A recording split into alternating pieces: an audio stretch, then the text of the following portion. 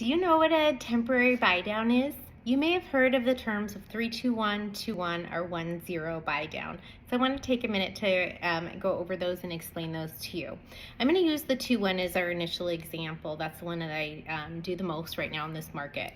So a traditional buy down, when you go to lock your rate, you can choose to pay points to lower the rate for the life of the loan. On a temporary buy down, basically if you're going 2-1, that means that you're going to have a locked-in rate that is the market rate for the life of the loan, but the first year the rate will be 2% lower and your payment will reflect that lower interest rate the first year.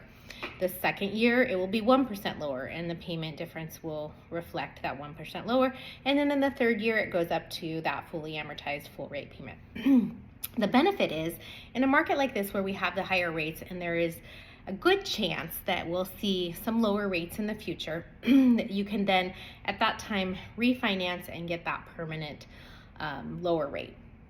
But in the interim, it's giving you that payment relief to start out and giving you a leg up in this market so you can get in before the craziness, which now they're saying is like July this year. We'll see when those interest rates drop, and then we see the market kind of going back into a lot more frenzied activity. But essentially that amount is usually going to be paid by the seller.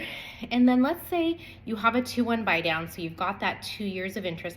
That amount is actually paid up front. So the seller will essentially pay for that amount of interest up front.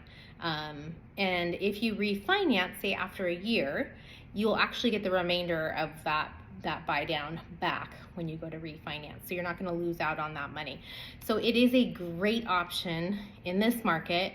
It does only apply to the conventional and high balance loans, but it is definitely something that gives some payment relief if you're jumping in the market now and helps ease you into that rate eventually, or hopefully you'll be able to refinance it away. So that is a little discussion on 321, 21, and 10 buy downs.